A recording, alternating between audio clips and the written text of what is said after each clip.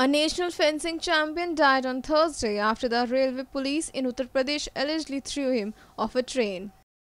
Hoshiar Singh, who won the bronze medal in an under-17 championship in 2005, was returning with his family from Mathura to his hometown Kashganj when the incident took place.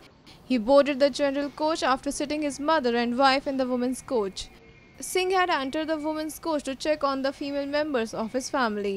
The athlete's family alleges that the railway police demanded a fine of ₹200 from him for allowing him to enter the women's coach.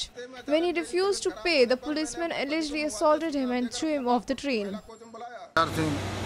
और प्रवासी सनक अमरीर सिंह निवासी लक्ष्मीनगर जमुनापार थाना मथुरा अपनी पत्नी और परिवार के साथ पटियाली से मथुरा जा रहे थे। गाड़ी संख्या 55-341 से सिकंदराबाद स्टेशन पर जो मृतक है वो पानी पीने के लिए उतरा था और गाड़ी से चढ़ते समय फिसल के फंस के कट गया गाड़ी से।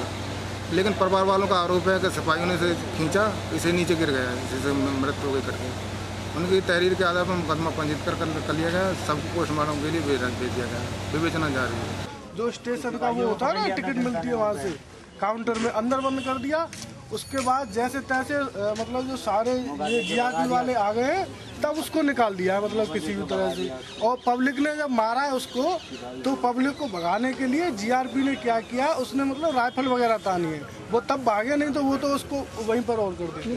Powered by NNIS.